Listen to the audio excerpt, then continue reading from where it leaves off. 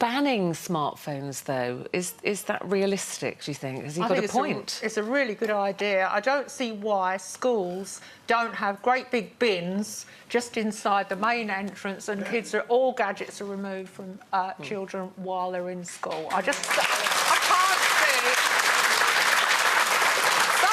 I wonder if teachers are frightened of being authoritarian and putting their foot down, but I think that time has definitely come, and there have got to be more and more places where phones are just not allowed, but school's got to be one of them. And interestingly enough, the former head, the late Steve Jobs, who was head of Apple, the CEO of Apple, who's sadly died now, he banned his own children from having iPads or phones. So what does that tell you? He knew, he understood the completely addictive nature of these gadgets and the fact they do destroy your concentration, they destroy your ability to form face-to-face relationships with and people. And the radiation from them for kids. Well, yeah, and also the ability to hold normal conversations, to just speak. I get everything you're saying about school. I absolutely agree with you. And I always say, you know, my son, he's allowed his phone in school, but it's not allowed to be on. I'm sure they've all got it on silent or whatever. For me, there is absolutely no reason he needs a phone in school. If anything happened, they would contact me. If I needed to contact him, I'd do it through the school. He doesn't need to be speaking to his friends. There's no reason to have a phone. He could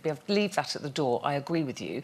But this is more in their general life as well, not just about education. And I've said on here before, one of my big worries, particularly as a mother of a son, you know, a teenager now, is the impression that they are getting of women because they have access to some very hardcore stuff and they don't have to look very far for it. And they were saying in a lot of these studies that saying where boys maybe aren't racist or they're not bullies, they are becoming sexist, not without realising it, because the view and the image that they're getting of women from watching pornography is completely not the image, and the image that we've all fought against for so long. I think the issue is that they're being exposed to information and images that they're not emotionally ready for, and that is the problem that I think technology presents. I mean, my daughter's 14 and I am so concerned about the things that she looks at. She literally has access to everything. I am the type of parent who restricts. I am the type of parent who, you know, it's important for me that she's not on it all the time, that she does other things, that she's creative, that she communicates, but every single one of her friends that's how they communicate. They don't, you know, they don't even have phone calls anymore. And the thing is, I just think, I mean, banning them till they're 18, I mean, I think it comes down to you having that open conversation with them all the time about, you know, they're not going to tell you everything, but as long as you keep, you know, reminding them and telling them, you know, about porn sites or violent sites or all of those things and keep the communication open.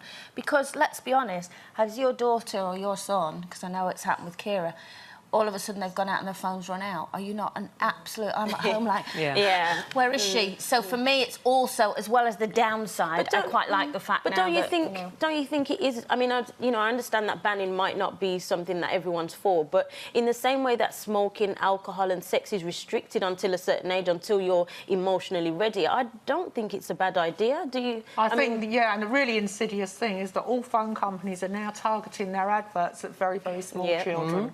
So they are determined to get them hooked as young as possible. Yeah, and it's very, actually, it's very hard to get out of a lot of contracts once you're in there as well.